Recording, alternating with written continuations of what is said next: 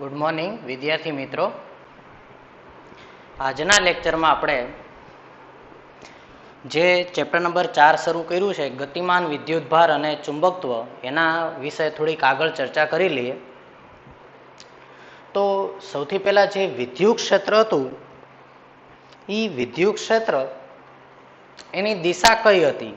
તો કે એક વિદ્યુતભાર હોય એના કારણે કોઈ બિંદુએ વિદ્યુત ક્ષેત્ર હોય તો જે બિંદુએ તમારે વિદ્યુત ક્ષેત્ર શોધવું છે એને અને ઉદ્ગમને જોડતી રેખાની દિશામાં એ બિંદુએ વિદ્યુત ક્ષેત્ર હોય.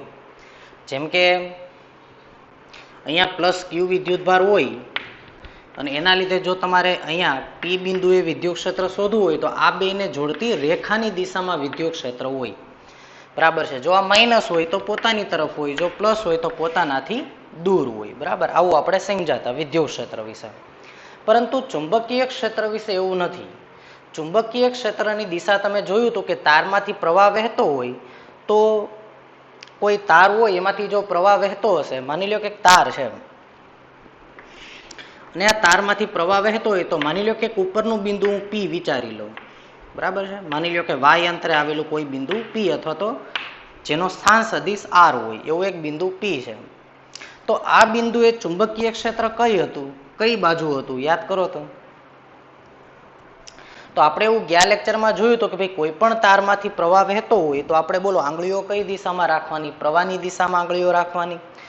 બરાબર, અંગૂઠો પ્રવાહની દિશામાં રાખવાનો. તો આંગળીઓ જે રીતે વીંટાય એ જ ચુંબકીય ક્ષેત્ર રેખાઓ હોય એની. તો ઉપરનું બિંદુ પી છે તો અહીંયા ચુંબકીય ક્ષેત્ર કઈ દિશામાં હશે? કયો તો મને. અહીંયા સ્પર્શક દોરો તો બહાર તરફ. એનો મતલબ કે તારનું સમતલ અને આપેલ બિંદુનો સ્થાન સદિશ. તો આપેલું બિંદુ અને તાર એ જે સમતલમાં આવેલા હોય એ સમતલને લંબ દિશામાં ચુંબકીય ક્ષેત્ર મળતું હોય. અને જ્યારે કોઈ સમતલને લંબ દિશામાં જ્યારે કોઈ રાશિ મળતી હોય, ચુંબકીય ક્ષેત્ર છે એ આ સમતલને લંબ રૂપે મળતી હોય તો ત્યારે આપણે આવી રાશિને ક્રોસ ગુણાકાર વડે વ્યાખ્યાયિત કરતા હતા. યાદ કરો તો એ ક્રોસ બી. તો એ ક્રોસ બી ની દિશા કઈ આવે? તો કે સદિશ એ અને સદિશ બી થી બનતા સમતલને લંબ રૂપે ચુંબકીય ક્ષેત્રની દિશા આવશે. તો અહીંયા આપણે ચુંબકીય ક્ષેત્ર સમજવા માટે સૌથી પહેલા તો આપણને ક્રોસ ગુણાકાર આવડતા હોવા જોઈએ. તો આજના લેક્ચરમાં આપણે સૌથી પહેલા ક્રોસ ગુણાકાર માટે ચર્ચા કરી લઈએ, પછી આપણે આગળ વધીએ. જો તમને ક્રોસ ગુણાકાર નહીં આવડે તો તમને હવેના ચેપ્ટર જે આગળ આપણે ભણશું, ચોથું, પાંચમું, છઠ્ઠું ચેપ્ટર, તો એમાં તમને ક્રોસ ગુણાકારના લીધે ઘણી બધી તકલીફો પડી શકે છે. બરાબર, એટલે અત્યારે હું તમને વ્યવસ્થિત ક્રોસ ગુણાકાર શીખવાડું છું, તમે સમજી લ્યો. એ પહેલાં પણ મેં તમને એકવાર શીખવાડેલું છે ક્રોસ ગુણાકાર, ફરી પાછો આપણે એનું રિવિઝન કરી લઈએ. તો માની લો કે અહીંયા હું અલગ અલગ સદિશ દોરું એ પહેલાં હું તમને કહી દઉં કે જ્યારે હું ક્રોસ સાઇન કરું આવી રીતે ક્રોસ સાઇન, તો આનો મતલબ તમારે સમજવાનો અંદર તરફ બોર્ડનું સમતલ જે છે એ સમતલને અંદર તરફ. અને જો હું ડોટ કરું તો ડોટનો મતલબ શું થશે? પુસ્તકના પાનાને લંબ બહાર તરફ અથવા તો બોર્ડના સમતલને લંબ બહાર તરફ. બરાબર. હવે અત્યારે આપણે એ ક્રોસ બી કરવાનું છે, એટલે કે એ ક્રોસ બી ની આપણે દિશા શોધવાની છે. તો જો મારે એ ક્રોસ બી ની દિશા શોધવી હોય તો તમને ખબર છે કે હું જો એ ક્રોસ બી કરું અને માની લો કે મને નવો સદિશ સી મળ્યો, સદિશ સી બરાબર સદિશ એ ક્રોસ બી, તો સદિશ સી ની દિશા કઈ હશે એ અહીંયા આપણે હવે શોધવાનું છે. બરાબર, તો ચાલો જોઈએ આપણે. તો એમાં સૌથી પહેલા હું તમને 2-3 દાખલા કરાવી દઉં, બાકીના દાખલા છે તમારે જાતે ટ્રાય કરવાની છે. બરાબર, તો ચાલો જો તો શરૂ કરીએ.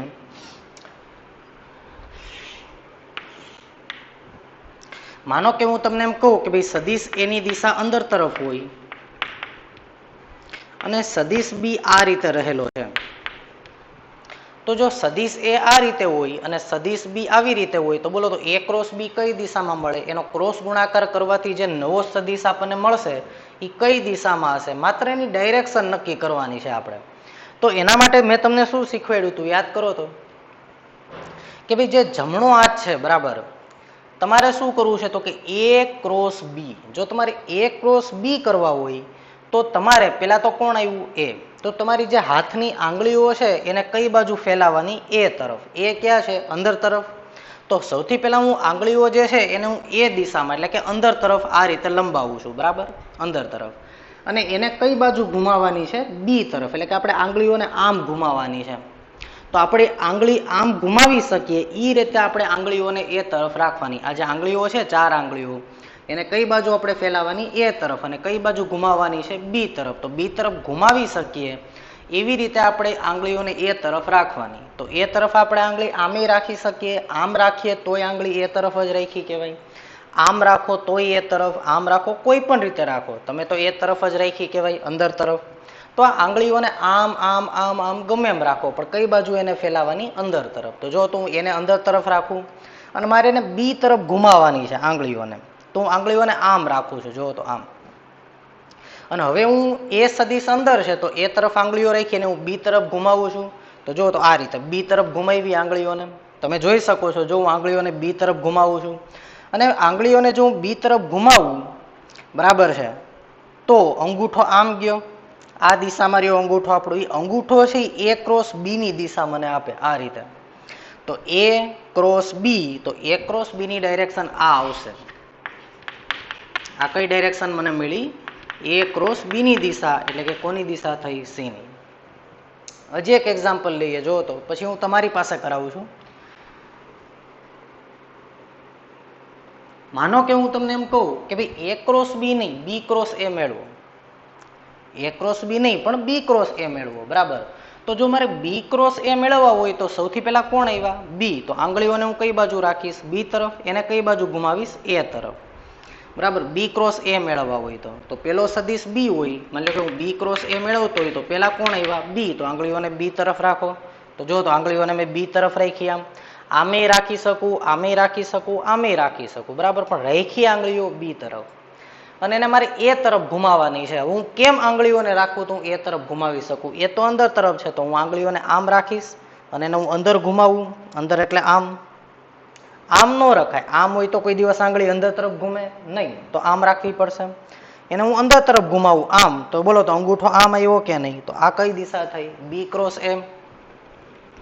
આ દિશા થઈ બી ક્રોસ એ. અને તમને એ પણ ખબર છે કે એ ક્રોસ બી ની જે દિશા હોય બી ક્રોસ એની દિશા એક્ઝેક્ટલી એની કઈ દિશામાં મળે? એની ઓપોઝિટ ડાયરેક્શનમાં મળે. તો જો તેની ઓપોઝિટ ડાયરેક્શનમાં બી ક્રોસ એ મળ્યા. હજી એક એક્ઝામ્પલ આપણે લઈએ, જો અહીંયા માનો કે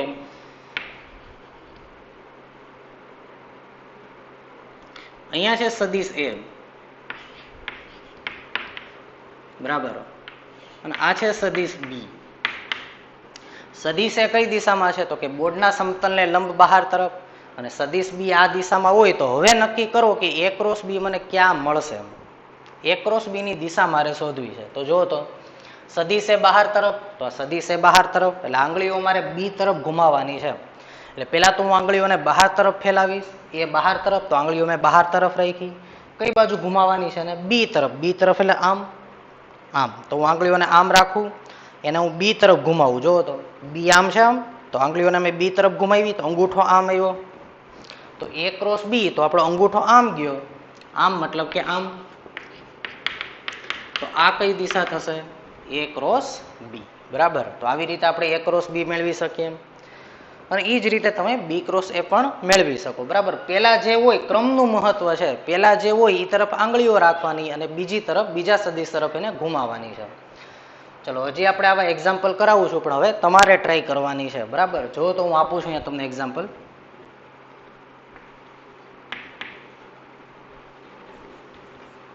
માની લો કે સદીશ એ આ રીતે છે અને સદીશ બી આ રીતે છે. કરો તો તમે ટ્રાય, જાતે કરો તો એ ક્રોસ બી કઈ દિશામાં આવશે? ટ્રાય કરો. એ ક્રોસ બી ની દિશા મારે મેળવવી છે તો મને કયો તો કઈ બાજુ આવશે એ ક્રોસ બી?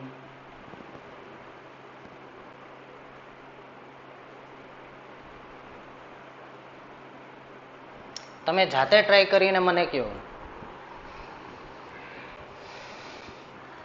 ચાલો જો સૌથી પહેલા એ કહો કે એ ક્યાં છે? તો કે એ બહાર તરફ છે.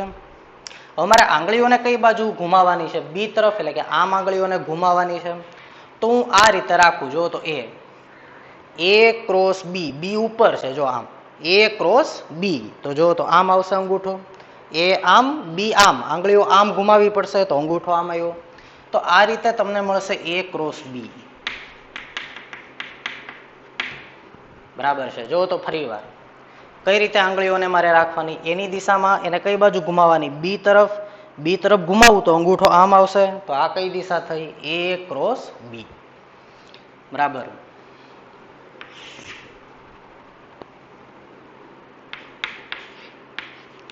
માની લો કે એ સદિશ આ રીતે છે, બી સદિશ આવી રીતે છે. હવે કરો તો એ ક્રોસ બી કઈ રીતે આવશે. હું અહીંયા તમને કહી દઉં, આવી રીતે હું નામ આપી દઉં, માનો કે નોર્થ, સાઉથ, ઈસ્ટ અને વેસ્ટ. બરાબર. તો જો તો એ ક્રોસ બી કઈ ડાયરેક્શન આવી, વેસ્ટ સાઉથ ડાયરેક્શનમાં આવ્યા. અહીંયા એ ક્રોસ બી કઈ ડાયરેક્શનમાં આવ્યા, નોર્થ ઈસ્ટ ડાયરેક્શનમાં આવ્યા. અહીંયા એ ક્રોસ બી કઈ ડાયરેક્શનમાં આવ્યા, નોર્થ વેસ્ટ ડાયરેક્શનમાં. તો અહીંયાથી તમે મને કહો તો હવે એ ક્રોસ બી કઈ ડાયરેક્શનમાં આવશે, એ ક્રોસ બી. કરો તો તમારી રીતે ટ્રાય કરો, દોરો. એ ક્રોસ બી કરવા હોય તો પેલા આંગળીઓને આપણે કઈ બાજુ રાખશું, એ તરફ, એને બી તરફ ઘુમાવશું. આંગળીઓને ગમે એ રીતે રાખી શકાય, પણ એ તરફ રાખવાની છે. બરાબર. અને એને બી તરફ ઘુમાવવાની છે. તો અંગૂઠો છે તમને એ ક્રોસ બી ની દિશા આપે. તો ચાલો જોવો તો મારે આંગળીઓને આમ ઘુમાવી હોય તો હું આંગળીઓને આમ રાખું છું. બરાબર. એ તરફ જ રાખી છે, જો અંદર તરફ જ રાખી છે. એને હું બી તરફ ઘુમાવું છું, તો બી તરફ ઘુમાવવું તો આમ ઘુમાવવું, તો જો તો અંગૂઠો આમ આવ્યો, એ બી તરફ આંગળીઓને ઘુમાવી, અંગૂઠો આમ આવ્યો. તો આ કઈ ડાયરેક્શન થશે, એ ક્રોસ બી. બોલો કઈ ડાયરેક્શન આવી, વેસ્ટ સાઉથ. કઈ ડાયરેક્શન આવશે, વેસ્ટ સાઉથ.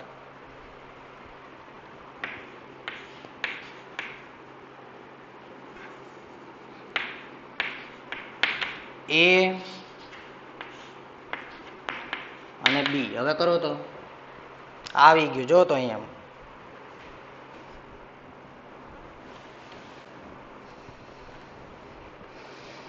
માનો કે એ અને બી. હવે કરો, એ છે આ ડાયરેક્શનમાં છે ને બી બહાર તરફ છે. તો હવે કરો તો એ ક્રોસ બી કઈ રીતે આવશે,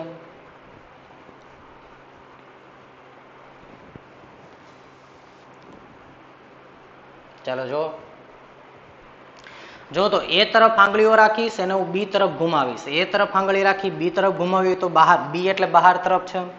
તો જો તો એ અને બી, એ તરફ આંગળી રાખી કેમ કે મારે એને બહાર તરફ ઘુમાવીશ. આમ ન રખાય, તો આંગળીઓ બહાર તરફ ન ઘુમાવી શકાય.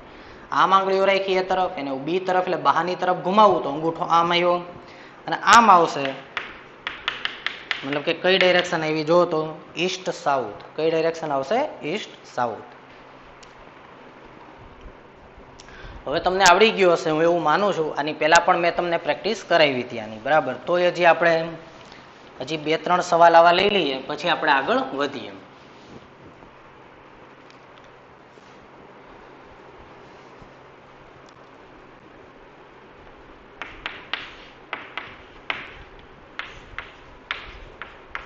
બી અને એ કરો હવે.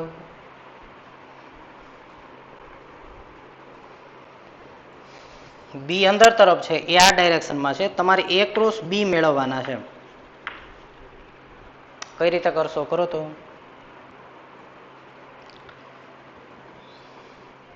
ચાલો જો. એ આમ, બી અંદર તરફ, તો બી અંદર તરફ તો અંગૂઠો આમ આવશે. એ બી અંદર તરફ તો અંગૂઠો આમ આવ્યો. અને આમ આવશે એનો મતલબ કઈ ડાયરેક્શન, ઈસ્ટ સાઉથ. તો એ ક્રોસ બી. બરાબર. પછી હજી એક એક્ઝામ્પલ લઈએ.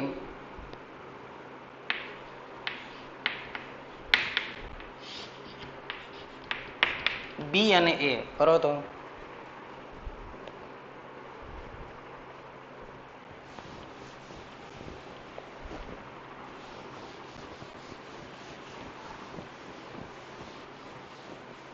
ચાલો જો. એ ક્રોસ બી કરવા છે આપણે, તો એ આ રીતે, બી બહાર તરફ, તો બહાર તરફ આંગળીઓ ઘુમાવી તો અંગૂઠો આમ આવ્યો.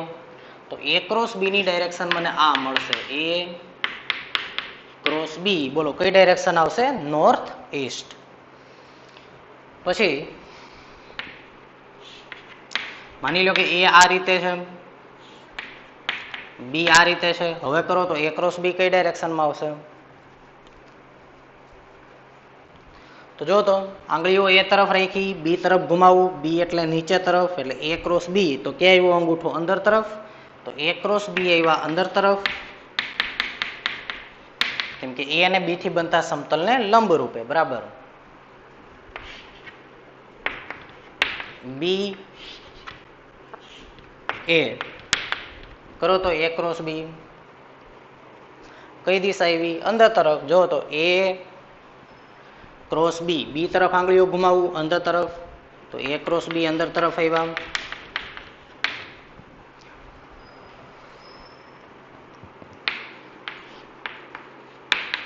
બી એ હવે કરો તો એ ક્રોસ બી કરો,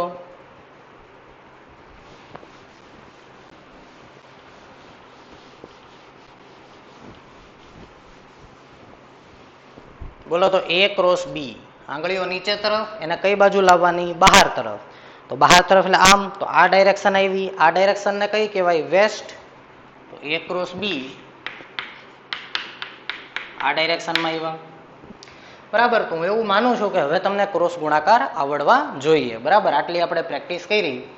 તો હવે આપણે આ જે ચેપ્ટર છે એની અંદર સૌથી પહેલા તો હું તમને એમ કહું કે ભાઈ આપણે આપણું ચેપ્ટર છે એ છે ચુંબકીય ગતિમાન વિદ્યુતભાર અને ચુંબકત્વ. બરાબર, તો જો ચુંબકત્વ હોય તો પછી આપણે આ ચેપ્ટરની અંદર ભણવાની છે બે વસ્તુ. પહેલા તો આપણે એવું ભણશું કે ચુંબકીય ક્ષેત્ર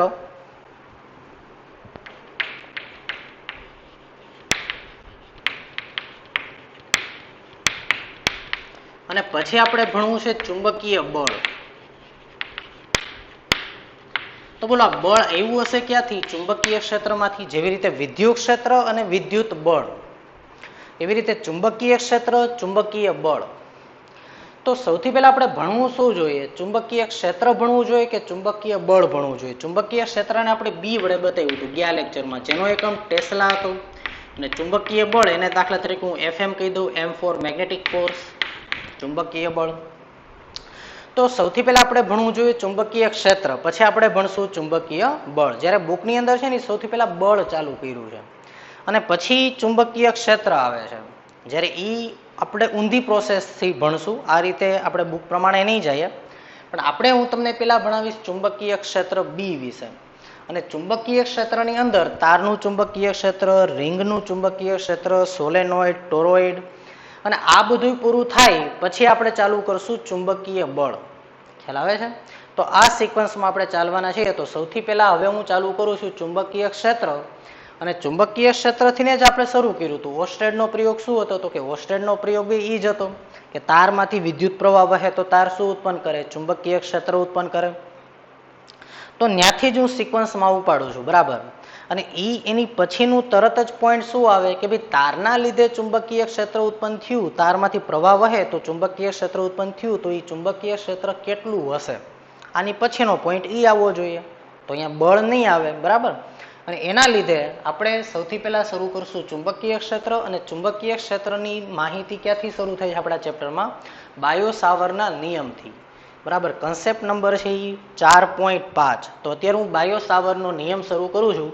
પેજ નંબર છે ટેક્સ્ટ બુકની અંદર 143.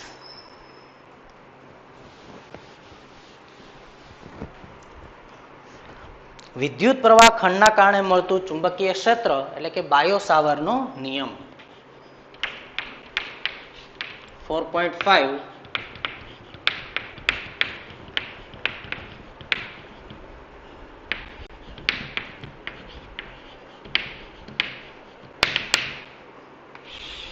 બાયો સાવરનો નિયમ. તો ચાલો શરૂ કરીએ આપણે બાયો સાવરનો નિયમ. તો બાયો સાવરના નિયમની અંદર એવું શું છે? બરાબર, કે જે આપણા માટે બહુ કિંમતી છે, આપણે ચુંબકીય ક્ષેત્ર એના લીધે મેળવી શકીએ. તો જેવી રીતે આપણે વિદ્યુત શાસ્ત્રની અંદર પહેલા ચેપ્ટરની અંદર જેવી રીતે કુલમનો નિયમ છે એ વિદ્યુત શાસ્ત્રનો પાયાનો નિયમ કહેવાય. પછી કુલમના નિયમ ઉપરથી જ કયો નિયમ આવ્યો હતો? તો કે ગોસનો નિયમ આવ્યો હતો. પછી આપણે અલગ અલગ વિદ્યુતભાર વિતરણના કારણે વિદ્યુત ક્ષેત્ર મેળવાતા, વિદ્યુત ક્ષેત્ર મળી જાય તો પછી આપણે વિદ્યુતીય બળ મળી જાય. બરાબર, પણ એ બધાય જે આપણે ગણતરી કરી આખું, બરાબર, કેપેસિટરની ગણતરી કરી, બરાબર, એની ઉપરથી વિદ્યુત સ્થિતિમાન મેળવું, આ બધી વસ્તુ એના પાયામાં કોણ છે? કુલમનો નિયમ. એ પાયાનો નિયમ કહેવાય વિદ્યુત શાસ્ત્રની અંદર. એવી રીતે ચુંબકીય શાસ્ત્રમાં ચુંબકીય ક્ષેત્ર માટેનો, જેવી રીતે વિદ્યુત ક્ષેત્ર શોધવા માટેનો પાયાનો નિયમ કુલમનો નિયમ છે, એવી રીતે ચુંબકીય ક્ષેત્ર શોધવા માટે પાયાનો નિયમ છે એ બાયો સાવરનો નિયમ છે. આની ઉપરથી પછી બધું આવશે, એની ઇઝી મેથડ બધી અહીંયાથી ડેવલપ થશે. બરાબર, જેમ કે આપણે વિદ્યુત કુલમનો નિયમ હતો, બરાબર છે, એટલે એની ઉપરથી આપણે વિદ્યુત ક્ષેત્ર ડિફાઇન કર્યું હતું, અને વિદ્યુત ક્ષેત્ર પછી આપણે એની ઉપરથી ગોસનો નિયમ સાબિત કર્યો હતો, અને ગોસના નિયમ ઉપરથી જ પછી આપણે અલગ અલગ જે કંઈ વિદ્યુત સ્થિતિમાન છે એની કાર્ય ચર્ચા કરી હતી. તો બધી જ રાશિઓ શેમાંથી એવી કુલમના નિયમ ઉપરથી આપણે ડિરાઈવ કરી શકીએ. એના પાયામાં છે કુલમનો નિયમ. એવી રીતે આપણે વિદ્યુત ક્ષેત્રને લઈને જે કંઈ પણ ડિરાઈવ કરશું, બરાબર, એના બળ, ચુંબકીય ક્ષેત્રના કારણે લાગતું બળ કેટલું હશે, અલગ અલગ ચુંબકીય ક્ષેત્ર છે, બરાબર, એની અલગ અલગ પ્રકારની પેટર્ન હશે, તો એના લીધે કેવું બળ લાગશે, ચુંબકીય ક્ષેત્ર કોનું કેવું હશે, કઈ સંરચનાનું ચુંબકીય, એ બધી જ સંરચનાની અંદર પાયાની અંદર કોણ છે? બાયો સાવરનો નિયમ. તો ચુંબકીય ક્ષેત્રની અંદર બાયો સાવરનો નિયમ એ પાયાનો અને મૂળભૂત નિયમ ગણવામાં આવે છે. બરાબર, હવે બાયો સાવર નામના વૈજ્ઞાનિકે શું કીધું? બરાબર, બાયોટ અને સાવર્ટ, બરાબર, એવું એનું નામ છે, પણ આપણે ગુજરાતીમાં બાયો સાવર કહીએ છીએ. તો બાયો સાવર નામના વિજ્ઞાન, તો આ જે નિયમ છે બાયો સાવરનો નિયમ, એના પાયાની અંદર શું રહેલું છે? તો આપણો જે ગયા લેક્ચરનો કન્સેપ્ટ હતો એ કન્ટિન્યુ થાય છે અહીંયાથી, બીજું કોઈ નવું આપણે અહીંયા સમજવાના નથી, પણ એમાં આપણે જે કંઈ પણ સમજાય એને વધારે ડિટેલમાં લઈ જવાનું છે. શું આપણે ગયા લેક્ચરમાં ભણ્યા હતા? તો કે આપણે એવું ભણ્યા હતા કે ભાઈ કોઈ પણ તારમાંથી જો વિદ્યુત પ્રવાહ વહેતો હોય I, તો એની આસપાસ શું ઉત્પન્ન થાય? તો કે એની આસપાસ ચુંબકીય ક્ષેત્ર ઉત્પન્ન થાય. ઈ ચુંબકીય ક્ષેત્ર કેવું હોય? તો કે સમકેન્દ્રીય વર્તુળો, બરાબર, અને જે બિંદુએ તમારે ચુંબકીય ક્ષેત્રની દિશા શોધવી હોય ત્યાં લંબ દોરી નાખવાનો, એટલી ત્રિજ્યાનું વર્તુળ દોરી નાખવાનું અને એને સ્પર્શક દોરવાનો, તો એ દિશા તમને ચુંબકીય ક્ષેત્રની દિશા આપે. અને કઈ દિશા હોય? તો અંગૂઠો પ્રવાહની દિશામાં રાખવાનો, આંગળીઓ જે રીતે વીંટાય એ રીતના વર્તુળો તમારે વિચારવાના, એનો સ્પર્શક તમને ચુંબકીય ક્ષેત્રની દિશા આપે. ઓકે, આપણને ડાયરેક્શન તો મળી ગઈ, પણ મૂલ્ય કેટલું? આપણે મૂલ્યની ચર્ચા કરવી છે કે ભાઈ માની લો કે એક તાર હોય, અનંત લંબાઈનો તાર હોય, તો એના લીધે છે માની લો કે 5 મીટર અંતરે ચુંબકીય ક્ષેત્ર કેટલું, 3 મીટર અંતરે ચુંબકીય ક્ષેત્ર કેટલું, આ બિંદુએ ચુંબકીય ક્ષેત્ર કેટલું, આ બિંદુએ ચુંબકીય ક્ષેત્ર કેટલું. પરિમિત લંબાઈનો તાર હોય, અનંત લંબાઈની પરિમિત લંબાઈનો તાર, તો એના લીધે અલગ અલગ બિંદુએ ચુંબકીય ક્ષેત્ર કેટલું હશે, એનું મૂલ્ય કેટલું હશે, એની દિશા કઈ હશે. તો આ બધી જ માહિતી આપણે કોની મદદથી મેળવી શકશું? બાયો સાવરના નિયમની મદદથી. બરાબર, તો આપણે બાયો સાવરનો નિયમ ભણીએ એ પહેલા આપણે એક રાશિ પહેલા ભણી લઈએ. એ રાશિનું નામ છે વિદ્યુત પ્રવાહ ખંડ. કઈ રાશિ છે? વિદ્યુત પ્રવાહ ખંડ.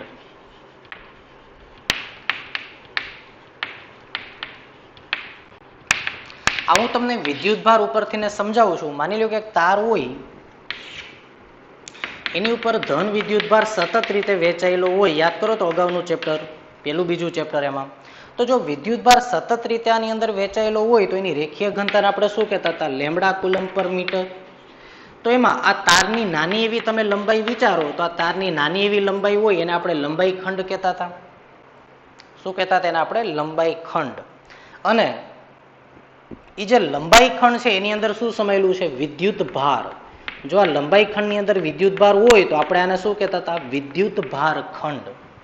તો એવી જ રીતે જ્યારે કોઈ તારમાંથી પ્રવાહ વહેતો હોય, માની લો કે એક તાર છે, આ જે તાર છે એમાંથી પ્રવાહ વહી રહ્યો છે, તો આ તારનો તમે નાનો એવો એક ખંડ ધારી લ્યો, તો આને શું કહેવાય? લંબાઈ ખંડ.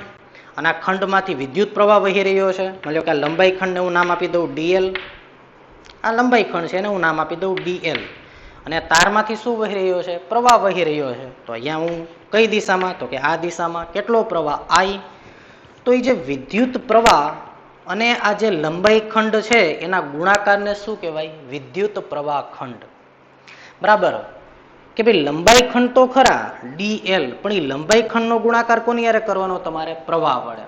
અને લંબાઈ ખંડનો ગુણાકાર જો તમે પ્રવાહ હારે કરો તો હવે જે તમને રાશિ મળી એ જ રાશિને શું કહેવાય? વિદ્યુત પ્રવાહ ખંડ. અને સદિશ રાશિ તરીકે એને લેવામાં આવે છે. અને આ બહુ સૂક્ષ્મ લંબાઈ છે એટલે એને સ્થાનિક રીતે સુરેખ ગણી શકાય.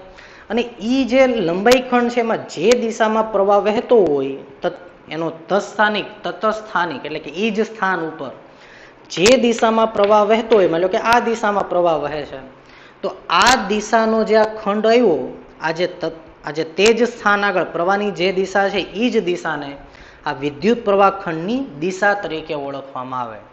બરાબર, તો આને હું બતાવીશ આઈડીએલ વડે. આ રીતે આઈડીએલ.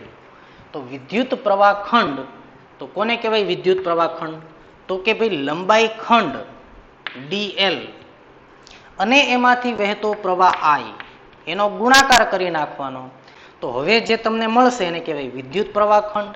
એ સદિશ રાશિ છે અને એની દિશા કઈ લેવામાં આવે? તો કે તે સ્થાન આગળ જે પ્રવાહની દિશા હશે એ જ દિશાને વિદ્યુત પ્રવાહ ખંડની દિશા તરીકે વ્યાખ્યાયિત કરવામાં આવે. બરાબર, તો આ થયો વિદ્યુત પ્રવાહ ખંડ. એનો એકમ બોલી જાવ તો શું થશે? એનો એકમ એમ્પિયર ઇન્ટુ મીટર. બરાબર, વિદ્યુત પ્રવાહ ખંડનો એકમ થશે એમ્પિયર ઇન્ટુ મીટર. તો બાયો સાવરનો નિયમ છે એ વિદ્યુત પ્રવાહ ખંડના લીધે ઉદ્ભવતું ચુંબકીય ક્ષેત્ર. જેમ કે મારે આ તારમાંથી પ્રવાહ વહે છે, તો માની લો કે આ પી બિંદુએ ચુંબકીય ક્ષેત્ર શોધવું હોય તો કેટલું હશે? તો એના માટે આપણે એવું કરવાનું કે આપણે પેલા સૂક્ષ્મ ખંડના લીધે ચુંબકીય ક્ષેત્ર મેળવશું, વિદ્યુત પ્રવાહ ખંડના લીધે. બરાબર, માની લો કે મારે અહીંયા ચુંબકીય ક્ષેત્ર શોધવું છે, તો પેલા હું આ સૂક્ષ્મ જે વિદ્યુત પ્રવાહ ખંડ છે એના લીધે હું ચુંબકીય ક્ષેત્ર મેળવીશ અને ત્યારબાદ એનું સંકલન કરીશ, એટલે આ તમામ વિદ્યુત પ્રવાહ ખંડોના કારણે મળતું ચુંબકીય ક્ષેત્ર મને મળી જશે અને એને જ કહેવાય સમગ્ર તારના લીધે ઉદ્ભવતું ચુંબકીય ક્ષેત્ર. બરાબર, તો આવી રીતે એક ટેકનિક છે ચુંબકીય ક્ષેત્ર મેળવવાની. પણ એના પાયામાં કોણ છે? વિદ્યુત પ્રવાહ ખંડ. એનું ચુંબકીય ક્ષેત્ર મળશે તો તમે સંકલન કરી અને પછી આખા તારના લીધે ચુંબકીય ક્ષેત્ર મેળવી શકો. તો બસ એવું જ આપણે અહીંયા કરવાના છીએ કે બાયો સાવરનો નિયમ છે એના લીધે વિદ્યુત પ્રવાહ ખંડના કારણે આપણે મળતું ચુંબકીય ક્ષેત્ર મેળવશું અને વિદ્યુત પ્રવાહ ખંડના કારણે મળી ગયું તેનું સંકલન કરો તો આવા તમામ પ્રવાહ ખંડના કારણે મળતું ચુંબકીય ક્ષેત્ર આપણને આપેલા બિંદુ આગળ મળી જશે. તો આ જ ટેકનિકનો આપણે અહીંયા ઉપયોગ કરવાના છીએ. બરાબર, તો ચાલો જો.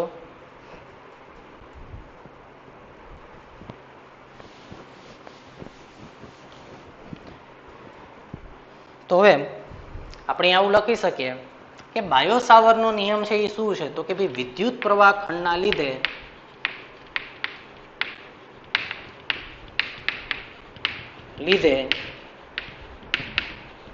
મળતું ચુંબકીય ક્ષેત્ર.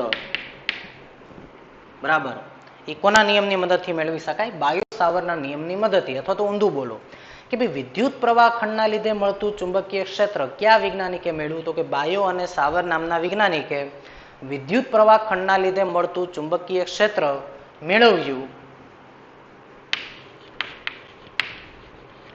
બરાબર, એને આ લેબની અંદર પ્રેક્ટિકલ કરીને આ વિદ્યુત પ્રવાહ ખંડના લીધે મળતું ચુંબકીય ક્ષેત્ર મેળવવું. કઈ રીતે મેળવવું, શું થશે? તો અહીંયા આપણે સમજવા પ્રયત્ન કરીએ. તો જો અહીંયા માની લો કે એક લંબાઈ ખંડ છે. આ રીતે માની લો કે એક તાર છે. બરાબર, કોઈ પણ અનિયમિત આકારનો એક તાર દોરી નાખવું. માની લો કે એક તાર છે. બરાબર, આવી રીતે એક અનિયમિત આકારનો તાર છે માનો કે, અને આ તારના લીધે આ તારમાંથી માની લો કે પ્રવાહ આઈ વહી રહ્યો છે. બરાબર, પ્રવાહ આઈ વહી રહ્યો છે. હવે આ તાર ઉપરનો કોઈ એક ખંડ ધારી લ્યો, લંબાઈ ખંડ. માની લો કે મેં એક લંબાઈ ખંડ બહુ સૂક્ષ્મ છે, એક ડીએલ લંબાઈનો લંબાઈ ખંડ ધારી લીધો અને એમાંથી કેટલો પ્રવાહ વહી રહ્યો છે? આઈ. આમાંથી પ્રવાહ કેટલો વહે છે? આઈ. તો આને કહેવાય આઈડીએલ, આને કહેવાય વિદ્યુત પ્રવાહ ખંડ. અને આ વિદ્યુત પ્રવાહ ખંડના લીધે, આ સૂક્ષ્મ ખંડના લીધે જો મારે આ વિદ્યુત પ્રવાહ ખંડની સાપેક્ષે આર સ્થાન સદિશ ધરાવતા પી બિંદુએ ચુંબકીય ક્ષેત્ર શોધવું હોય તો એ કેટલું હશે, એનું મૂલ્ય કેટલું હશે, એની દિશા કઈ હશે, આ બધી માહિતી મને બાયો સાવરના નિયમ ઉપરથી મળશે.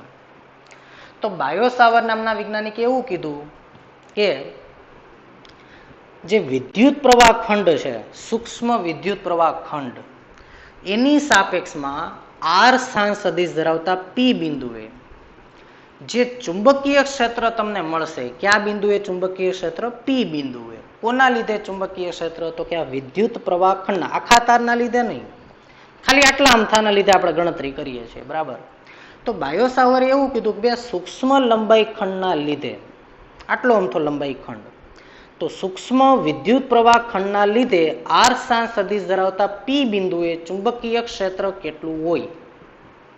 તો એણે ચેક કર્યું લેબની અંદર, તો એણે જોયું કે જે ચુંબકીય ક્ષેત્ર હોય છે, વિદ્યુત પ્રવાહ ખંડના લીધે ઉદ્ભવતું ચુંબકીય ક્ષેત્ર કેટલું હોય. તો એણે ચેક કર્યું લેબની અંદર, તો એને એવું જોવા મળ્યું કે આ ચુંબકીય ક્ષેત્ર હોય છે, સૂક્ષ્મ ચુંબકીય ક્ષેત્ર, કેમ કે સૂક્ષ્મ ખંડના લીધે છે, તો એ સૂક્ષ્મ ચુંબકીય ક્ષેત્ર કેટલું હોય, ડીબી. બરાબર. તો આ ચુંબકીય ક્ષેત્રનું મૂલ્ય ઈ વિદ્યુત પ્રવાહ ખંડના મૂલ્ય ઉપર આધાર રાખે છે. એટલે કે વિદ્યુત પ્રવાહ ખંડનું મૂલ્ય મોટું હશે તો ચુંબકીય ક્ષેત્ર વધારે હશે, વિદ્યુત પ્રવાહ ખંડનું મૂલ્ય નાનું હશે તો ચુંબકીય ક્ષેત્રનું મૂલ્ય ઓછું હશે. અને આ જે વિદ્યુત પ્રવાહ ખંડ સદિશ છે ઈ અને આપેલ બિંદુનો સ્થાન સદિશ, બે વચ્ચેના ખૂણાને હું શું કહી દઉં, થીટા. બરાબર. આઈડિયલ સદિશ છે, સદિશને તો હું ગમે લંબાઈનો દોરી શકું. તો માની લો કે આઈડિયલ સદિશને મેં આટલી લંબાઈનો દોરી નાખ્યો. પેરામીટર તો આપણે નક્કી કરવાના હોય. બરાબર. છે આની લંબાઈ નાની, પણ મેં સદિશ મોટો દોર્યો કેમ કે મેં પ્રમાણ માપ છે એ બહુ નાનું લીધું છે. એટલે આઈડિયલના મૂલ્યનો મેં સદિશ દોરી નાખ્યો. તો આ સદિશ મને શું આપે, કેમ કે કોઈ પણ સદિશ રાશિને તીર વડે બતાવી શકાય. તો મેં આઈડિયલના મૂલ્યનું તીર દોરી નાખ્યું છે, જો અહીંયા. અને આ છે આપેલ બિંદુનો સ્થાન સદિશ, સદિશ આર. અને બે વચ્ચેનો ખૂણો થીટા છે. કેટલો છે આ બે વચ્ચેનો ખૂણો, થીટા. આ શું છે, વિદ્યુત પ્રવાહ ખંડ. આ છે આપેલ બિંદુનો સ્થાન સદિશ આર અને બે વચ્ચેનો ખૂણો થીટા છે. બરાબર. તો પી બિંદુએ ચુંબકીય ક્ષેત્ર કોની ઉપર આધાર રાખે છે, તો કે આજે વિદ્યુત પ્રવાહ ખંડ જે છે સદિશ, વિદ્યુત પ્રવાહ ખંડ સદિશ, એના મૂલ્ય ઉપર આધાર રાખે છે, આઈડિયલના મૂલ્ય ઉપર. અને બીજો એ કઈ બાબત ઉપર આધાર રાખે, તો કે બીજી એનો આધાર છે એ આર ઉપર છે. આર ઉપર એટલે કે અંતર ઉપર. આ રીતે જો અંતર વધે તો ચુંબકીય ક્ષેત્ર ઘટે છે, અંતર ઘટે તો ચુંબકીય ક્ષેત્ર વધે છે. પણ કઈ રીતે વધઘટ થાય છે, તો એને જોયું કે અંતરના વર્ગના વ્યસ્ત પ્રમાણમાં છે. જેવી રીતે કુલમનો નિયમ એ વ્યસ્ત વર્ગનો નિયમ હતો, એમ બાયો સાવરનો નિયમ પણ કયો છે, વ્યસ્ત વર્ગનો નિયમ છે. બરાબર. એ પણ અંતરના વર્ગના વ્યસ્ત પ્રમાણમાં હોય. જેમ તમે દૂર જાવ એમ અંતરના વર્ગના વ્યસ્ત પ્રમાણમાં ચુંબકીય ક્ષેત્ર ઘટતું જાય છે. આવું એને જોવા મળ્યું. તો એને આ બે નું કોમ્બિનેશન કર્યું, તો એને એવું જોવા મળ્યું કે ડીબી બરાબર, જો તો આ બે ને સાથે લખીએ તો ચુંબકીય ક્ષેત્રનું મૂલ્ય કેટલું હોય, તો કે આઈડિયલ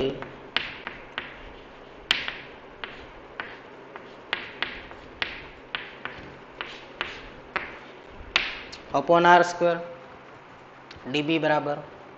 અને આઈડિયલ અપોન આર સ્ક્વેર એ જે મને ચુંબકીય ક્ષેત્ર મળ્યું, એ તો મને મૂલ્ય મળ્યું. હવે મારે એની દિશા પણ શોધવી છે. મારે શું મેળવવું છે, એની ડાયરેક્શન શોધવી છે. તો બાયો સાવરે એવું જોયું અને આપણે પણ એવું જોયું હતું કે ભાઈ એની ડાયરેક્શન છે એનાથી બનતા સમતલને કઈ રીતે હતી, લંબ રૂપે હતી. બરાબર. તો માની લો કે અહીંયા છે પ્રવાહ આ રીતે વહી રહ્યો છે, તો અંગૂઠો આમ રાખીએ તો આ રીતે હશે ચુંબકીય ક્ષેત્ર એનું. તો એની દિશા કઈ રીતે હોય, તો કે એને જોયું કે દિશા છે એ આઈડિયલ સદિશ અને સદિશ આર એનાથી બનતા સમતલને લંબ રૂપે છે ચુંબકીય ક્ષેત્રની દિશા. આવું એને પ્રેક્ટિકલી જોયું. અને તો હવે જો આની દિશાનું મારે વર્ણન કરવું હોય તો હું કઈ રીતે કરી શકું, વિચારો તો. કેમ કે મારે માત્ર મૂલ્ય નથી બતાવવાનું, મારે તો ડાયરેક્શન પણ બતાવવી પડશે એની. તો બોલો કઈ રીતે એની હું ડાયરેક્શન બતાવું.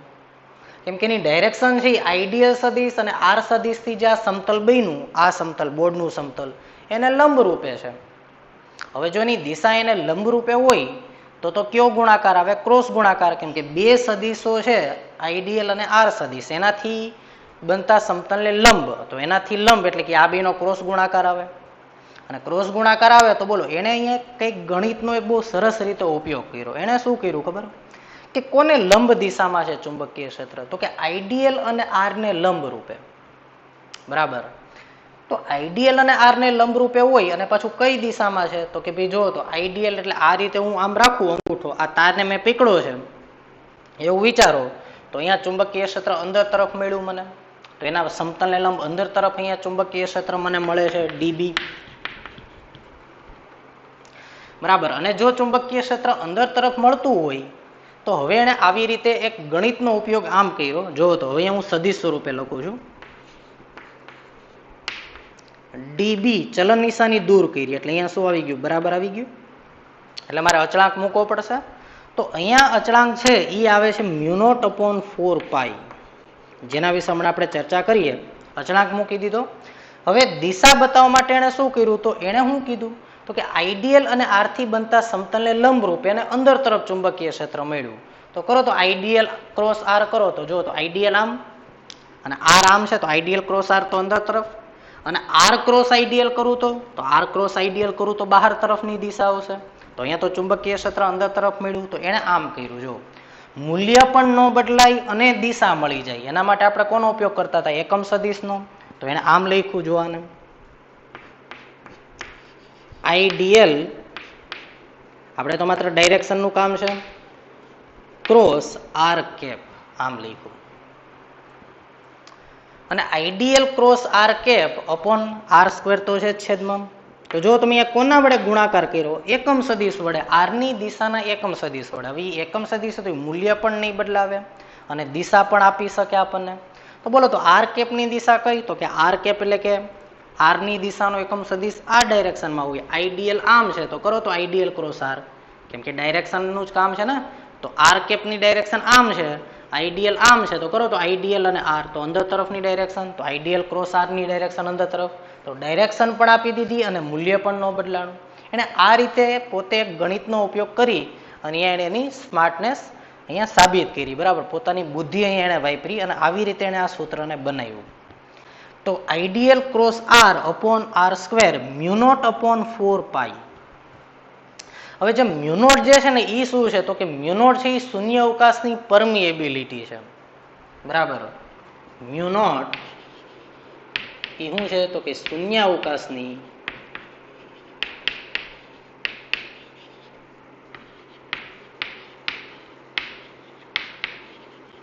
પરમિએબિલિટી. એ શૂન્ય અવકાશની પરમિએબિલિટી એનો મતલબ એવો કે ભાઈ કોઈ પણ માધ્યમમાં છે એ ચુંબકીય ક્ષેત્ર પ્રસરણ તો પામે, તારમાંથી પ્રવાહ વહે તો આસપાસના વિસ્તારમાં ચુંબકીય ક્ષેત્ર તો હશે, પણ એ કેટલું હશે એનો આધાર માધ્યમ ઉપર હોય. બરાબર, શૂન્ય અવકાશ હોય તો એ અલગ ચુંબકીય ક્ષેત્રનું મૂલ્ય મળે, બીજું કોઈ માધ્યમ હશે તો ચુંબકીય ક્ષેત્ર અલગ મૂલ્યનું મળે. તો ચુંબકીય ક્ષેત્રનું મૂલ્ય કેટલું એનો આધાર કોની ઉપર હોય? તો કે માધ્યમના પ્રકાર ઉપર હોય. એની માધ્યમને રજૂ કરતો આ ગુણધર્મ છે શૂન્ય અવકાશની પરમિએબિલિટી. બરાબર, તો ચુંબકીય ક્ષેત્રની પરમિએબિલિટી મ્યુનોટ. હવે યાદ કરો તો કુલમના નિયમમાં શું આવતું હતું? તો કે 1/4πε0. ઈ બરાબર વિદ્યુત ક્ષેત્ર શું હતું? kq/r², એટલે કે 1/4πε0 ઇન્ટુ 1/4πε0 q/r², બિંદુવત વિદ્યુતભારનું વિદ્યુત ક્ષેત્ર. તો એમાં આપણે એવું કહેતા હતા કે જેમ આપેલ માધ્યમની પરમિટિવિટી વધે, ε0 શું હતું? શૂન્ય અવકાશની પરમિટિવિટી.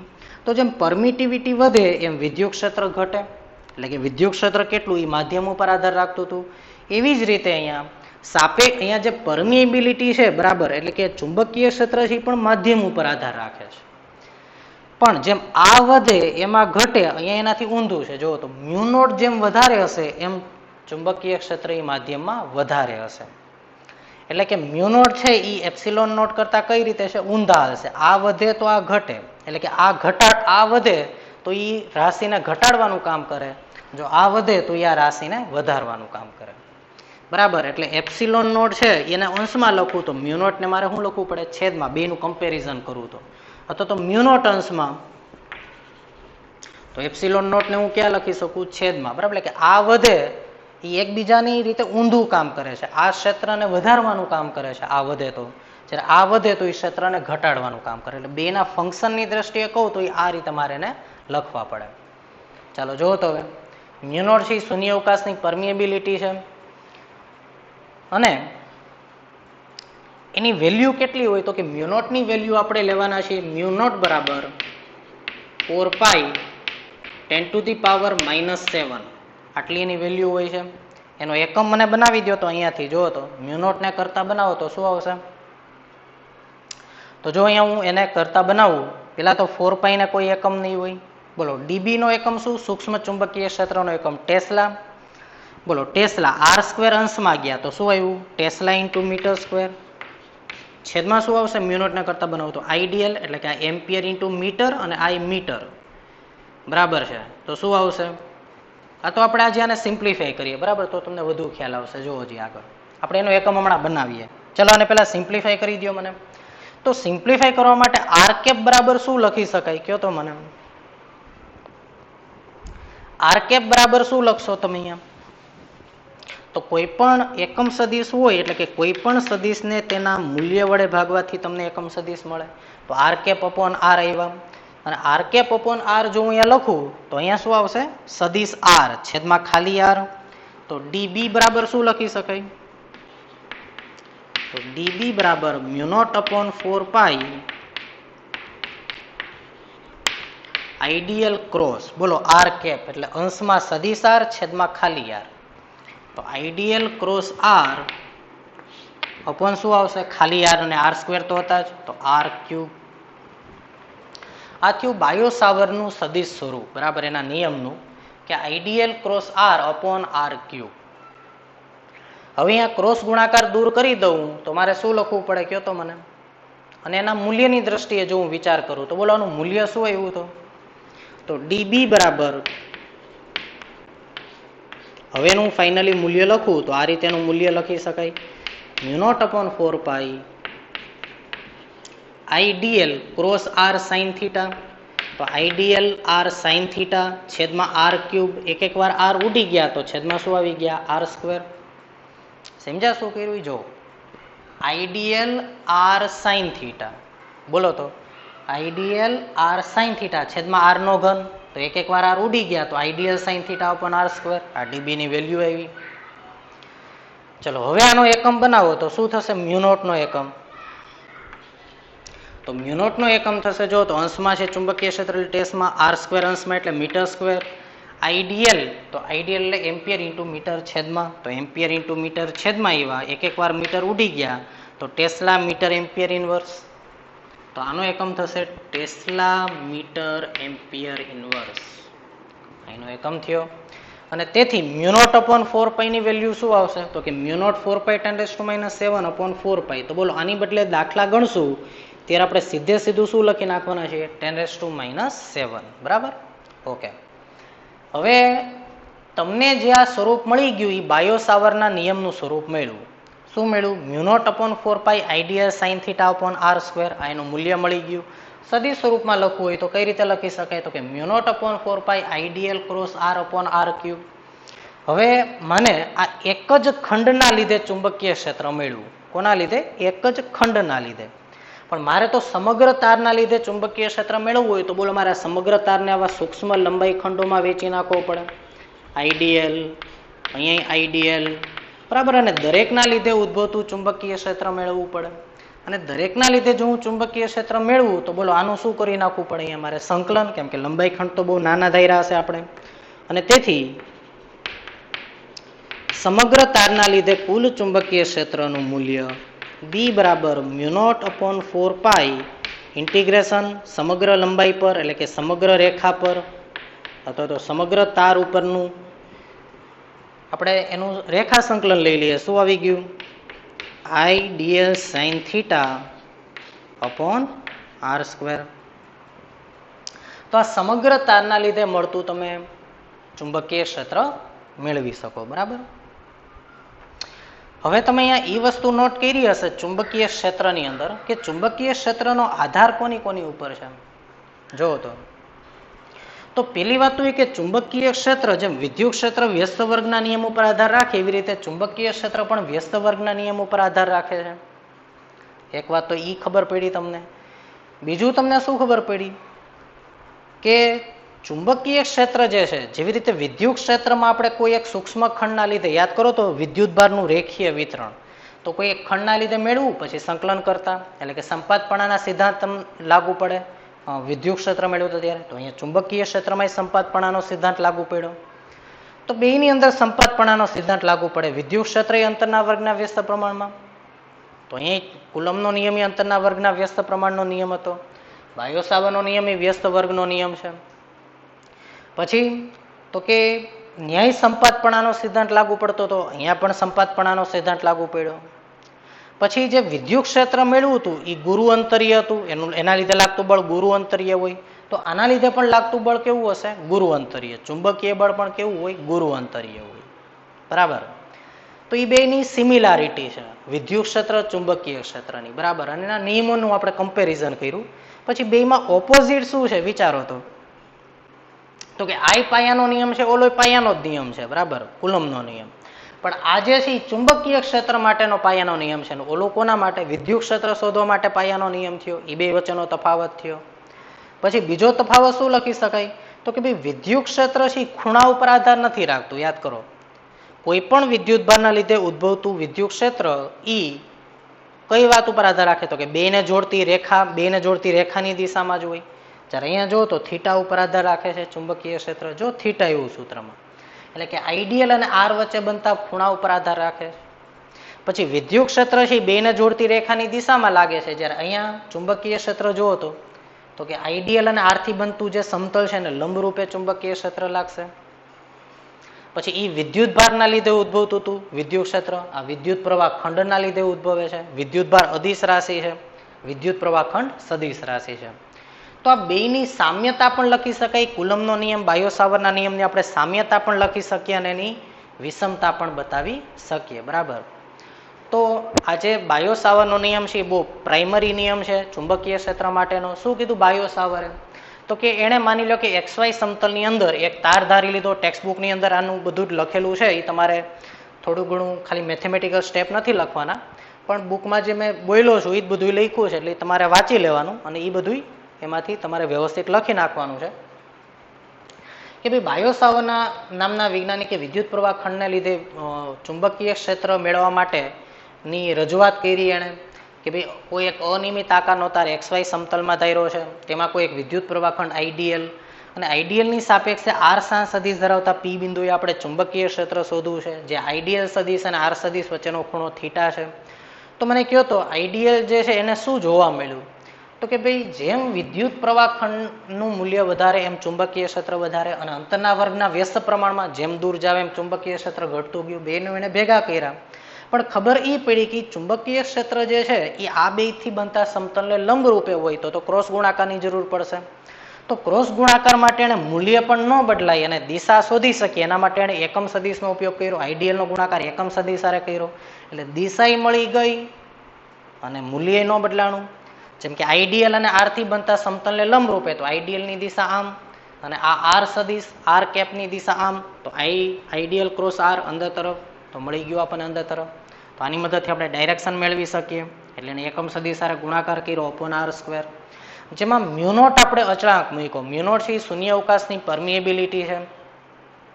બરાબર. અને પછી આપણે આનું સાદરૂપ આપ્યું. આર કેપ બરાબર શું થાય? સદિશ આર ના છેદમાં એનું મૂલ્ય, તો સદિશ આર અપોન આર ક્યુબ. અને પછી ક્રોસ ગુણાકાર દૂર કરી નાખીએ, એનું મૂલ્ય મેળવી લઈએ. તો ડીબી બરાબર mu naught upon 4 ideal sine theta upon R square, કેમ કે એકવાર આર ઉડી ગયા. અને હવે કુલ ચુંબકીય ક્ષેત્ર સમગ્ર તારના લીધે મેળવવું હોય તો આવા તમામ લંબાઈ ખંડોના લીધે તમારે અહીંયા ચુંબકીય ક્ષેત્ર મેળવવું પડે. ને આવો સરવાળો શેમાં પરિણામે? સંકલનમાં. તો જો અહીંયા સંકલન કરી નાખ્યું mu naught upon 4 integration ideal sine theta upon R square. બરાબર. હવે માનો કે અહીંયા ચુંબકીય ક્ષેત્ર છે એ શૂન્યાવકાશની અંદર તમે મેળવવું હોય, પણ જે માની લો કે અહીંયા બીજું કોઈ માધ્યમ હોય તો શું લખાવી શકો? મને અગાઉના ચેપ્ટર ઉપરથી લખાવો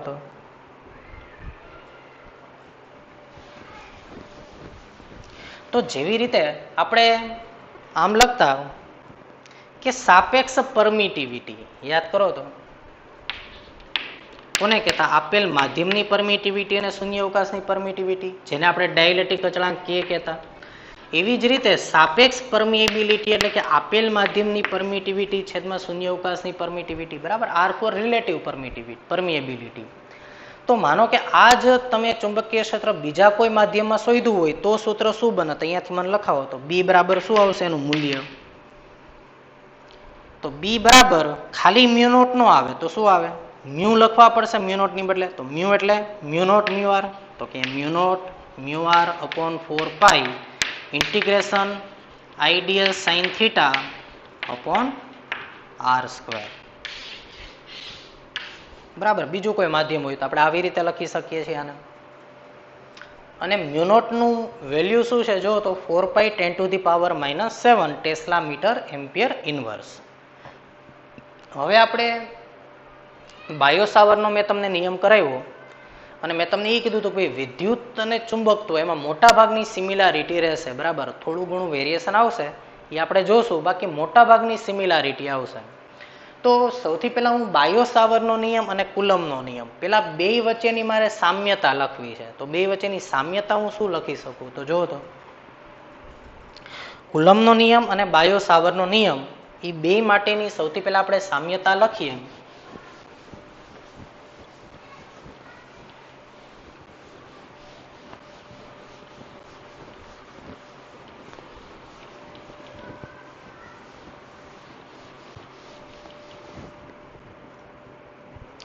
તો પેલા હું અહીંયા લખું કુલમનો નિયમ અને અહીંયા હું લખું બાયો સાવરનો નિયમ.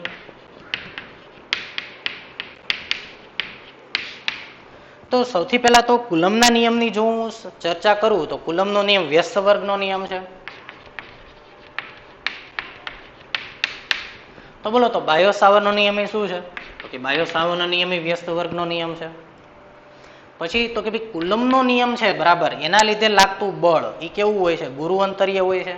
એટલે કે કુલમના નિયમ ઉપરથી જે તમે ચુંબકીય ક્ષેત્ર અને તેના લીધે વિદ્યુત ક્ષેત્ર અને તેના લીધે લાગતું બળ કેવું છે? ગુરુઅંતરીય છે. એટલે ક્ષેત્ર ગુરુઅંતરીય છે અને એના લીધે લાગતું બળ ગુરુઅંતરીય હોય. તો અહીંયા પણ આપણે એવું લખી શકીએ કે બાયો સાવરના નિયમમાં જે ચુંબકીય ક્ષેત્ર છે જે આપણે શોધ્યું એ પણ કેવું છે? તો કે ચુંબકીય ક્ષેત્ર અને તેના લીધે લાગતું બળ પણ ગુરુઅંતરીય છે. પછી બોલો ઘણા બધા વિદ્યુતભાર હોય તો સંપાતપણાના સિદ્ધાંત ઉપરથી પરિણામી વિદ્યુત ક્ષેત્ર મેળવી શકાય. એમ અહીંયા પણ આપણે જોયું કે ઘણા બધા વિદ્યુત પ્રવાહ ખંડ હોય તો બધા ના લીધે પરિણામી ચુંબકીય ક્ષેત્ર મેળવી શકાય. એટલે કે આ સંપાતપણાના સિદ્ધાંત પ્રમાણે સંપાતપણાના સિદ્ધાંતને અનુસરે છે. એટલે અહીંયા સંપાતપણાનો સિદ્ધાંત લાગુ પડે, તો અહીંયા પણ સંપાતપણાનો સિદ્ધાંત લાગુ પડે. તો આ ત્રણેય બે વચ્ચેની સામ્યતા થઈ, બે વચ્ચેનું કોમન આટલું છે. હવે આપણે બે વચ્ચેની વિષમતા લેવાની છે કે બે વચ્ચે ડિફરન્સ શું તમને દેખાણો, બરાબર. કુલમનો નિયમ એ મૂળભૂત નિયમ છે, આ એ મૂળભૂત નિયમ છે, પણ બે વચ્ચે વિષમતા શું દેખાણી તમને? તો બે વચ્ચે વિષમતા એ છે કે કુલમનો નિયમ છે એ વિદ્યુત ક્ષેત્ર માટેનો પાયાનો નિયમ છે. કોના માટેનો? વિદ્યુત ક્ષેત્ર માટેનો. જ્યારે બાયો સાવરનો નિયમ ચુંબકીય ક્ષેત્ર માટેનો પાયાનો નિયમ છે, બરાબર. તો તે વિદ્યુત ક્ષેત્ર શોધવા માટે, બરાબર, અથવા તો વિદ્યુત શાસ્ત્રનો અથવા તો વિદ્યુત ક્ષેત્ર શોધવા માટેનો મૂળભૂત નિયમ છે. બધું આની ઉપરથી એવું, બરાબર. એવી જ રીતે આ કોના માટે? તો કે ચુંબકીય ક્ષેત્ર શોધવા માટે અથવા તો ચુંબકીય શાસ્ત્ર માટેનો મૂળભૂત નિયમ છે.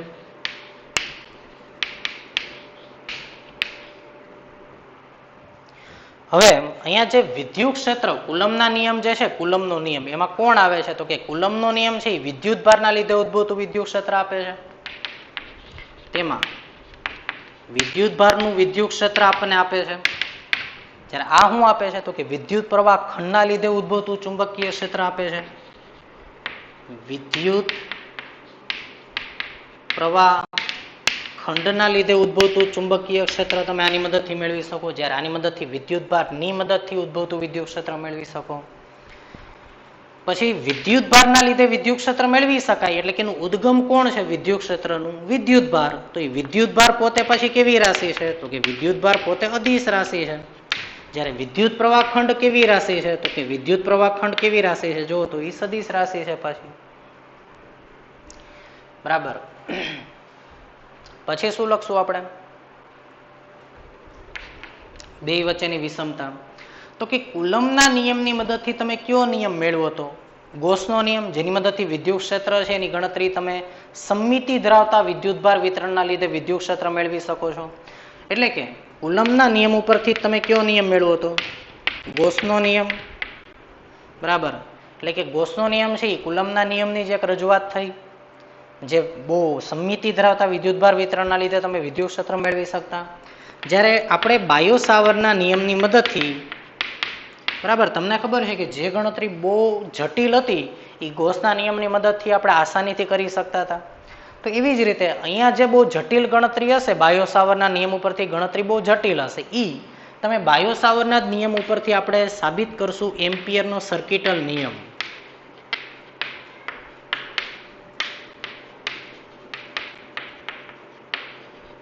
તો બાયો સાવરના નિયમ ઉપરથી આવતો એમ્પિયરનો સર્કિટલ નિયમ એ સમમિતિ ધરાવતું જે ચુંબકીય ક્ષેત્ર છે, સમમિતિ ધરાવતી રચના છે, એના લીધે ઉદ્ભવતું ચુંબકીય ક્ષેત્ર આપણે એની મદદથી મેળવી શકશું. બરાબર, અહીંયા સમમિતિ ધરાવતું વિદ્યુતભાર વિતરણના લીધે વિદ્યુત ક્ષેત્ર શોધી શકાય એવો એક નિયમ છે ગોસનો નિયમ. અને સામે શું આવશે તો કે ભાઈ સમમિતિ, એક નિયમિત જે સમમિતિ ધરાવતું વિદ્યુત પ્રવાહ વિતરણ હશે એના લીધે ઉદ્ભવતું ચુંબકીય ક્ષેત્ર આસાનીથી એમ્પિયરના નિયમની મદદથી આપણે શોધી શકશું. એ પણ બાયો સાવરના નિયમ ઉપરથી મેળવો. આ કુલમના નિયમ ઉપરથી ગોસનો નિયમ આપણે બનાવ્યો હતો. બરાબર, એટલે એ પણ એની બે વચ્ચેનું કમ્પેરિઝન કરીએ તો એ બે વચ્ચેનો તફાવત થયો. પછી તમે મને એ કહો કે ભાઈ વિદ્યુત ક્ષેત્ર છે કઈ દિશામાં હોય, અથવા તો બે વિદ્યુતભાર વચ્ચે લાગતું બળ કઈ દિશામાં હોય, તો કે બેને જોડતી રેખાની દિશામાં. બરાબર, એટલે કે એક વિદ્યુતભારના લીધે લાગતું બીજા વિદ્યુતભાર ઉપર લાગતું બળ, અથવા તો વિદ્યુત ક્ષેત્રના કારણે લાગતું બળ એ કઈ દિશામાં હોય, તો કે વિદ્યુતભારના લીધે કોઈ બિંદુએ વિદ્યુત ક્ષેત્ર એ વિદ્યુતભાર તથા તે બિંદુના સ્થાન સદિશને જોડતી રેખાની દિશામાં હોય.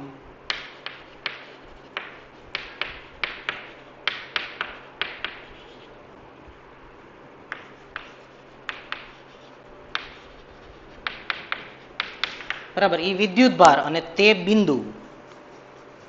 બિંદુને જોડતી રેખાની દિશામાં હોય. બરાબર, એટલે કે માની લો કે અહીંયા ક્યુ વિદ્યુતભાર હોય અને આ બિંદુએ વિદ્યુત ક્ષેત્ર કેટલું હોય, અથવા તો કઈ દિશામાં હોય, તો કે આને જોડતી રેખાની દિશામાં હોય, કાં તો આકર્ષી કાં તો અપાકર્ષી હોય. તો વિદ્યુતભારના લીધે કોઈ બિંદુએ વિદ્યુત ક્ષેત્ર વિદ્યુતભાર તથા તે બિંદુને જોડતી રેખાની દિશામાં જ હોય, વિદ્યુત ક્ષેત્ર આપેલા બિંદુએ. જ્યારે અહીંયા એવું નથી. જુઓ તો અહીંયા ચુંબકીય ક્ષેત્ર કઈ દિશામાં મળે છે, તો કે ચુંબકીય ક્ષેત્ર છે એ વિદ્યુત પ્રવાહ ખંડ અને આપેલ બિંદુનો સ્થાન સદિશ થી બનતા સમતલને લંબ રૂપે હોય છે.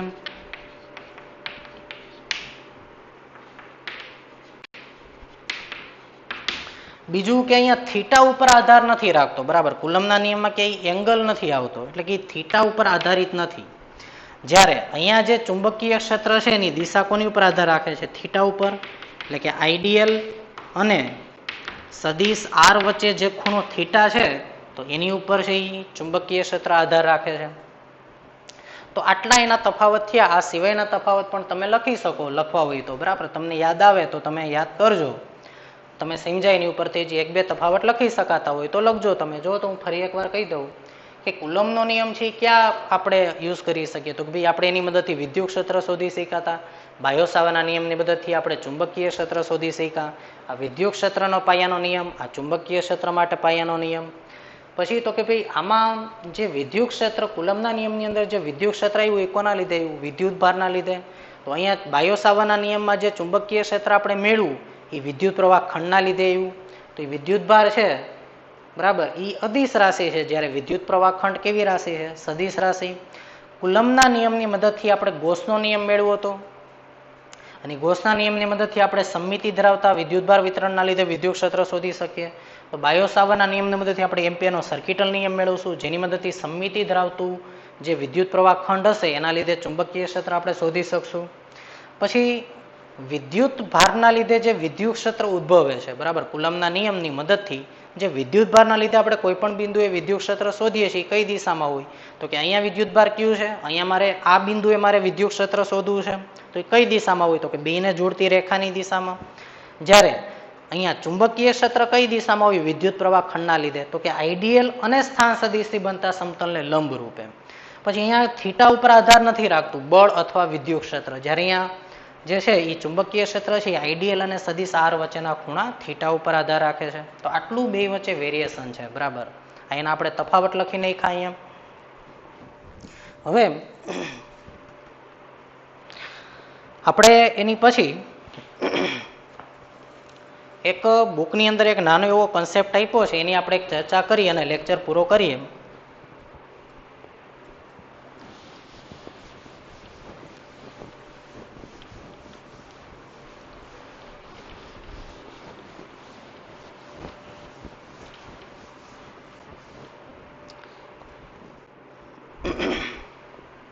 તો એ કન્સેપ્ટ આપણો એ છે કે માની લો કે તમને એમ પૂછે કે શૂન્યાવકાશની પરમિટિવિટી, શૂન્યાવકાશની પરમિએબિલિટી, શૂન્યાવકાશની પરમિટિવિટી અને પ્રકાશનો વેગ c. બરાબર, મ્યુ નોટ શું હતું બોલો તો? હમણાં આપણે વાત કરી પ્રમાણે શૂન્યાવકાશની પરમિએબિલિટી જેની કિંમત કેટલી હોય? 4π ગુણ્યા 4π 10⁻⁻7 ટેસ્લા. બરાબર છે, tesla metre ampere inverse. Mu naught બરાબર 4π, mu naught 4π tesla metre ampere inverse. આવ્યાની કિંમત આપણે જોઈ હતી. બરાબર, અને એપ્સિલોન નોટ, તો એપ્સિલોન નોટની કિંમત 8.85 10⁻12. અને સી એટલે પ્રકાશનો વેગ. બરાબર, તો આની વચ્ચે આપણે સંબંધ મેળવવો છે. તો કઈ રીતે આપણે સંબંધ મેળવશું જુઓ તો હું સૌથી પહેલા મ્યુ નોટ અને એપ્સિલોન નોટનો ગુણાકાર કરું. બરાબર, તો મ્યુ નોટ અને એપ્સિલોન નોટ, અને એનો મારે સંબંધ કોની હારે મેળવવો છે? પ્રકાશના વેગ સાથે. તો મ્યુ નોટ અને આની ચર્ચા આપણે છેલ્લા ચેપ્ટરની અંદર કરશું, વિદ્યુત ચુંબકીય તરંગોની અંદર, પણ અહીંયા આવ્યું છે તો આપણે લઈ લઈએ. બરાબર, બાકી આ બધી વસ્તુ છે 8મા ચેપ્ટરની અંદર આપણે બહુ ડિટેલમાં ભણવાની છે. તો ચાલો જો મ્યુ નોટ એપ્સિલોન નોટ, તો અહીંયા એક કામ કરીએ, અને હું આ રીતે લખું. જોવો તો શું મેં કર્યું? 4π વડે ગુણ્યા અને 4π વડે ભાગ્યા. હવે 1/4π એપ્સિલોન નોટ એના બરાબર શું થાય કે કુલમ અચળાંક 9 ગુણ્યા 10⁹. તો 4π એપ્સિલોન નોટ બરાબર શું થાય? તો કે 4π એપ્સિલોન નોટ બરાબર 1/k હું લખી શકું, એટલે કે 1/9 10⁹ આવું લખી શકાય. 1/4π એપ્સિલોન નોટ એટલે k, એટલે 9 10⁹. તો 4π એપ્સિલોન નોટ k એટલે તો કે 1/9 × 10⁹. અહીંયા હું એવું લખું, જુઓ તો હું લખું 4π એપ્સિલોન નોટ અંશમાં છે તો છેદમાં હું શું લખું? 9 ગુણ્યા 10⁹. અને મ્યુ નોટ અપોન 4π, જો તો મ્યુ નોટની કિંમત તમારી સામે છે, તો મ્યુ નોટ અપોન 4π એટલે કેટલા થાય? 10⁻⁻7. આ મને મળી ગયા મ્યુ નોટ એપ્સિલોન નોટ. તો 1/મ્યુ નોટ એપ્સિલોન નોટ શું લખી શકું? આનો વ્યસ્ત લઉં તો 9 ગુણ્યા 10⁹ છેદમાં 10⁻⁻7, અંશમાં આવે તો +7 થઈ ગઈ. તો અહીંયા કેટલા આવ્યા? 10⁻16. હવે કામ કરવાનું, વર્ગમૂળ લ્યો તો શું આવ્યું?